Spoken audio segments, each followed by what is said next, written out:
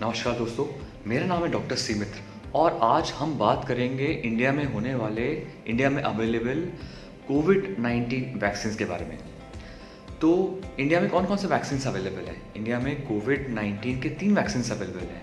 एक है कोविशील्ड, दूसरा है कोवैक्सीन और तीसरा अभी जो आ गया है, जो अभी अप्रूव हो गया है, वो है स्पुतनिक 5। तो क्या है ये वैक्सीन, सबसे पहले जानेंगे और थोड़ा और डिटेल इनके बारे में जानेंगे। सबसे पहले तो इतने सारे लोगों को लग चुका है वैक्सीन, वो है कोविशील्ड। कोविशील्ड का प्रोडक्शन बहुत हाई है। तो होता क्या है ये कोविशील्ड में, क्या चीज़ है ये? तो जो कोविशील्ड वैक्सीन होता है, इसके अंदर एक वेक्टर होता है, एक चिंपैंजी एडिनो वायरस का वेक्टर का मतलब कैरियर। जैसे एक लॉरी होती है जिसके अंदर सामान रखा रहता है, इस टाइप का एक कैरियर होता है। ये किसको कैरी करता है? ये कोरोना प्रोटीन बनाने वाले एक जीनोम को कैरी करता है, वो उस वैक्सीन में होता है। तो वो जो कोविशील्ड का कैरियर वेक्टर है, उसके ऊपर जो जीनोम लगा हो, जो आपको इंजेक्ट होता है, कहाँ इंजेक्ट होता है? आपको डेल्टॉइड मसल में इंट्रामस्कुलर इंजेक्शन लगता है। जब आपके अंदर वो जाता है तो वो जीनोम उस वेक्टर से निकल के आपके सेल में कोरोना प्रोटीन्स बनाता है। जो प्रोटीन्स आपके आपके शरीर के पुलिसमैन सेल्स, मतलब आपके शरीर के फाइटिंग सेल्स जो कोरोना से फाइट करेंगे, उनको वो कॉल करते हैं, उनको बोलते हैं कि आओ और अपना नंबर बढ़ाओ और मुझसे लड़ो। तो इस तरीके से आपके शरीर में बहुत सारे सेल्स, फाइटिंग सेल्स बन जाते हैं, जिसको हम इम्यूनिटी बोलते हैं। तो ये तो बात होगी कोविशील्ड की। दूसरा कौन सा वैक्सीन अवेलेबल है? दूसरा वैक्सीन जो अवेलेबल है वो है कोवैक्सीन। अब कोविशील्ड जो था वो कहाँ बनता है? सबसे पहले कोविशील्ड जो था वो बनता है serum institute of India, Pune में। पर इसकी जो स्टडीज़ हुई हैं, इसकी जब भी कोई वैक्सीन जब बाहर आती है तो इसकी पहले स्टडीज़ होती हैं, क्लिनिकल ट्रायल्स होते हैं। तो इसके जो ट्रायल्स हुए हैं वो ब्राज़ील में, साउथ अफ्रीका में और यूके में हुए हैं। जबकि जो कोवैक्सीन है पूरी तरह से भारतीय है। इसका मतलब क्या हुआ? इसका मतलब ये हुआ कि जो बनता है, ये बना भी पूरी तरह से इंडिया में। कहाँ बना है? ये बना भारत बायोटेक हैदराबाद में बना हुआ है और इसकी स्टडीज़ भी इंडियन पॉपुलेशन में हुई है। तो 100% ये भारतीय है। अब ये कोवैक्सीन जो होता है, ये पूरा का पूरा कोरोना वायरस है। अच्छा, आप बोलेंगे अरे कोरोना वायरस हमारे शरीर के अंदर डाल देंगे? डरने की बात नहीं है, क्योंकि ये डेड या लाइव अटेन्यूएटेड वायरस है। मतलब वो जो आपके अंदर इंजेक्ट करेंगे वो मरा हुआ वायरस है। इससे क्या फ़ायदा और क्या नुकसान? जब वो वायरस आपके अंदर जाएगा तो ये मल्टीप्लाई नहीं करेगा, पर ये बिहेव ऐसे करेगा जैसे आपके अंदर सच में कोरोना हो गया है। इससे क्या फ़ायदा होगा?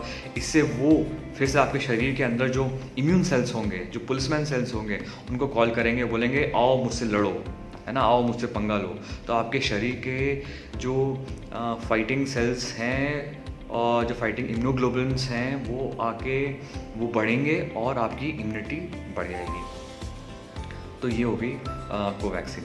तीसरी जो वैक्सीन आपको बाद में अब अप्रूव हो गई है और डॉक्टर रेड्डीज लेबोरेटरी के द्वारा इसका प्रोडक्शन भी स्टार्ट हो जाएगा, वो है स्पुतनिक 5। ये एक रशियन वैक्सीन है और ये ऑलमोस्ट कोविशील्ड की जैसी है। क्यों कोविशील्ड की जैसी है? क्योंकि ये इसमें भी एक कैरियर होता है, कैरियर एडिनो वायरस होता है, जिसके ऊपर कोरोना वायरस को बनाने वाले जीनोम होते हैं। और वो जो आपके शरीर में इंजेक्ट होता है, तो वो जो जीनोम वहाँ से निकल के आपके सेल्स को बोलता है कोरोना प्रोटीन बनाओ, और जब वो कोरोना प्रोटीन बनते हैं तो आपकी बॉडी उनके अगेंस्ट इम्यूनिटी बनाती है। तो इस तरीके से आपके शरीर में उनके अगेंस्ट इम्यूनिटी आती है।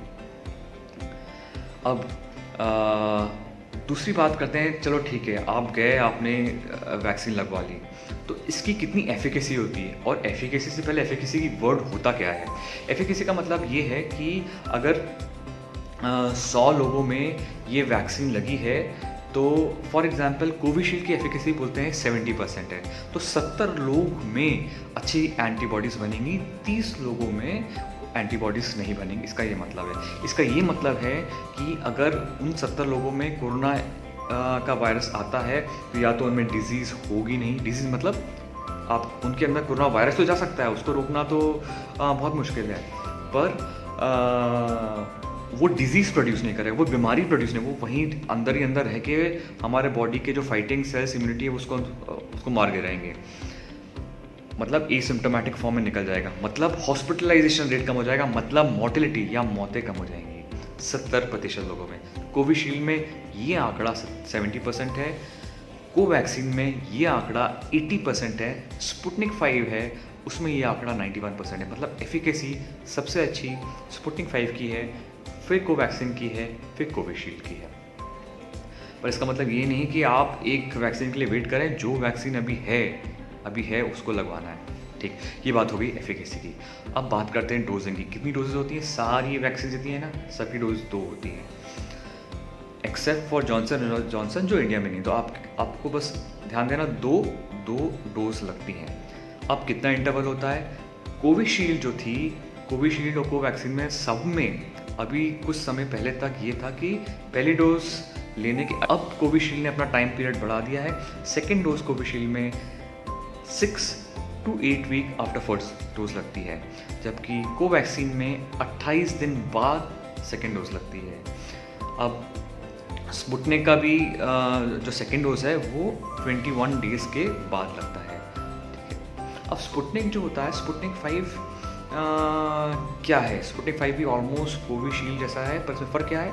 इसमें फ़र्क यह है कि जो उसका वेक्टर है, जो कैरियर है, कोरोना वायरस के प्रोटीन का जो कैरियर है, वो फर्स्ट डोज का अलग है, सेकेंड डोज का अलग है। ऐसा उनने स्टडी किया है कि अगर 2 अलग अलग वेक्टर यूज़ करते हैं तो एफिकेसी मतलब इम्यूनिटी ज़्यादा लोगों में बनती है, ज़्यादा स्ट्रॉन्ग बनती है, इसलिए उन्होंने 2 वेक्टर यूज़ किए हैं, इसलिए उनकी एफिकेसी जो है वो 91% है। अच्छा चलिए, आपने वैक्सीन लगवा ली, कोई भी वैक्सीन, तीनों में से कोई भी वैक्सीन आपने फॉर एग्जांपल लगवा ली है, तो आप ये पूछेंगे कि मेरे अंदर एंटीबॉडीज़ बनना कब स्टार्ट होगी? सेकेंड डोज लगने के बाद 14 डेज़ बाद आपके अंदर इम्यूनिटी बनना स्टार्ट हो जाएगी और 14 डेज़ में आपकी इम्यूनिटी काफ़ी स्ट्रांग हो जाएगी। फिर आप बोलेंगे कि क्या वैक्सीन लगने से मुझे कोई खतरा है, मुझे कोई नुकसान हो सकता है? देखिए, सबसे पहले इंजेक्शन किसी को भी लगता है, किसी भी तरह का, तो हल्का सा पेन होता है, हल्का सा रेडनेस, वो सभी को सकता है। पर इस वैक्सीन के कारण ख़ास तौर पे बहुत सारे लोगों को फटीग हो रहा है, बहुत सारे लोगों को फीवर आया, हेडेक होता है।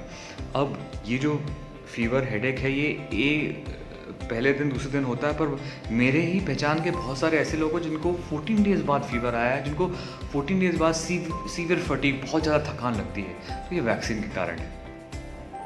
और कुछ रेयर इंसिडेंट्स में डायरिया, वॉमिटिंग भी हुए हैं, ये भी वैक्सीन का साइड इफ़ेक्ट है। ये जितने भी साइड इफ़ेक्ट्स हैं ये 1 या 2 दिन में रहते हैं, ठीक हो जाते हैं। फीवर आता है वैक्सीन के बाद, डोलो 650 या पैरासिटामोल 650 आप लीजिए, आप 3 बार तक इसको ले सकते हैं खाने के बाद और ये फीवर कंट्रोल हो जाएगा। तो इससे डरिए नहीं, जो भी साइड इफ़ेक्ट है 1-2 दिन तक रहेंगे, ये बिल्कुल ठीक हो जाएंगे। अब हमने बात कर ली डोसेज की, तो जैसे आपको कोरोना हो चुका है तो आपके मन में ऐसा सवाल आएगा कि क्या आपको वैक्सीन लेनी है? आपको वैक्सीन बिल्कुल लेनी है। क्यों लेनी है? आपको वैक्सीन इसलिए लेनी है क्योंकि कोरोना होने के बाद भी वो जो इम्यूनिटी डेवलप हुई है वो हमेशा के लिए नहीं रहती है, वो ज़िंदगी भर के लिए नहीं रहती। दूसरा सवाल आएगा, सपोज़ आपने फर्स्ट डोज ले ली, बहुत सारे ऐसे लोग हैं उनको कोरोना हुआ फर्स्ट डोज लेने के बाद, तो क्या सेकेंड डोज लेनी है? आपको सेकेंड डोज बिल्कुल लेनी है। आपको सेकेंड डोज कब लेनी है? कोरोना होने के जो सिम्टम्स आते हैं उसके 4 to 6 वीक बाद आपको सेकेंड डोज लेनी है। अब इनका प्राइस टैग कितना है? कोविशील्ड 300 रुपये की मिलेगी गवर्नमेंट में और प्राइवेट में 1200 रुपये की। कोवैक्सीन थोड़ी सी महंगी है, 400 रुपये की गवर्नमेंट में, 1200 रुपये की प्राइवेट में। स्पुतनिक 5 का भी प्राइस डिसाइड नहीं हुआ, लेकिन इसका इंटरनेशनल प्राइस जो है वो $10 यानी 750 रुपये के आसपास है। अभी फाइनल प्राइस डिसाइड होना है। क्या वैक्सीन लगवानी है कि नहीं लगवानी? ज़रूर वैक्सीन लगवाइए। वैक्सीन ही एक ब्रह्मास्त्र है जिससे आप इस कोरोना को हरा सकते हैं। जब सब वैक्सीनेटेड हो जाएंगे तो ज़रूर ये बीमारी, इस महामारी का अंत होगा, इसलिए ज़रूर वैक्सीन लगवाइए। मुझे सुनने के लिए आपका बहुत बहुत धन्यवाद।